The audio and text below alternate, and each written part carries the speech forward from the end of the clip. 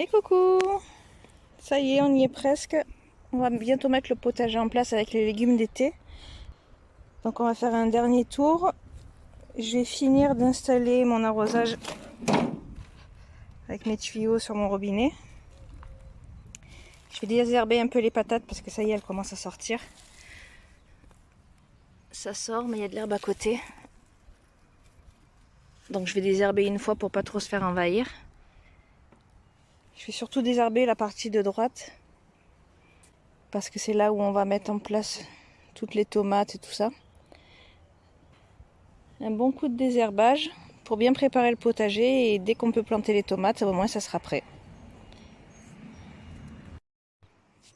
Ça y est, le désherbage est fait. Je l'ai fait à la grelinette, au moins j'ai décompacté un peu le sol. Alors la grelinette, c'est le mieux que j'ai trouvé, ça fait pas mal au dos. On plante les crocs dedans. Donc il y a 4 crocs.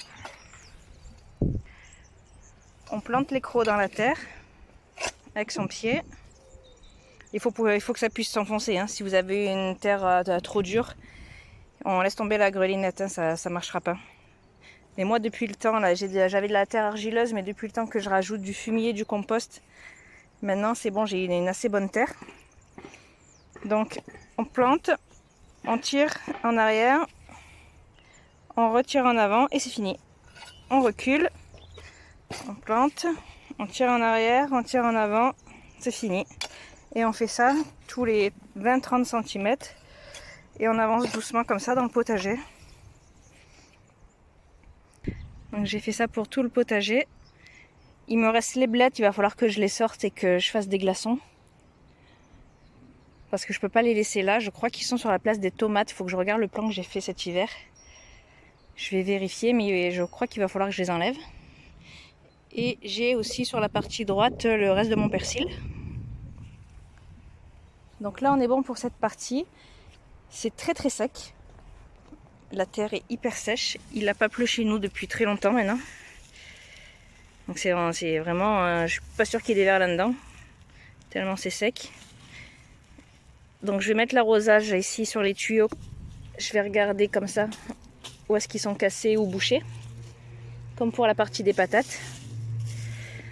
Et après je planterai les piquets des tomates. Les tuteurs pour les poivrons, les melons. Au moins tout sera prêt pour le mois de mai. J'aurai plus qu'à planter. Ensuite j'ai récupéré tous mes bambous. Donc il y a bambou et canne de Provence. La canne de Provence c'est un peu plus fragile. Mais j'ai surtout des bambous dedans que je vais chercher chez des amis. Donc cette année je veux faire une structure rectangulaire. Je vais pas faire des tipis. Parce que pour cet été j'ai acheté un filet d'ombrage au cas où on est le même été que l'année dernière. L'année dernière j'ai pas eu de tomates. Enfin quasiment pas. Les fleurs ont brûlé au soleil. Donc pour cette année j'ai acheté un filet d'ombrage. Et j'aimerais le faire passer au-dessus de la structure des tomates. Donc je peux pas les faire passer au-dessus des tipis. Ça ira pas, ça va accrocher. Donc là, cette année, j'aimerais faire plutôt une structure rectangulaire sur laquelle je pourrais faire passer mon filet. Donc j'ai récupéré tous mes tuteurs de tomates. Je vais les couper, j'ai regardé, à 2,40 m. J'aimerais les enfoncer de 40. Parce qu'ici, quand le vent souffle, il souffle fort. Donc il faut quand même que je les enterre d'assez profond. Je vais essayer de les enfoncer à 40 cm. Et ensuite, j'aurai 2 mètres pour mes tomates. 2 mètres, je pense que ça sera bon. C'est pas trop petit, pas trop grand, je pense. Pas non plus que ça soit trop haut pour que je puisse monter sur une échelle assez stable dans le potager, ça va être compliqué. Donc je veux pas que ça soit trop haut. Donc là voilà, j'ai pris mon mètre. J'ai mesuré 2,40 m. Donc j'ai pris un coupe-branche. Et maintenant je vais tout mettre à la même taille. Ça y est, tout est coupé. J'en ai profité pour récupérer du lilas. Il y a un gros bosquet juste derrière. Pour ceux qui attendaient le lilas pour planter les patates, là c'est parti.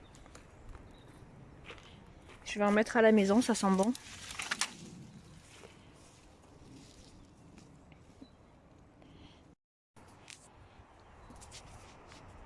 Ça y est, la structure des tomates est finie. Donc je l'ai faite en bambou. Ça va être trop serré, j'ai prévu beaucoup trop de plants de tomates. Donc je vais les mettre avec des ficelles. Donc il faut éprouver la structure, hein, il faut la secouer.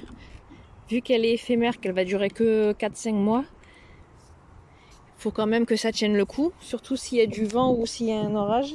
C'est là où il y a le plus de risque que ça s'écroule. Donc je l'ai arrimé avec des bambous qui sont passés à travers le grillage ici et qui part derrière dans les framboisiers. Parce qu'une fois avec le vent, tout s'est écroulé. Tout est parti de ce côté-là. Donc maintenant je l'arrime au grillage ici. Ce côté-là et le côté là-bas.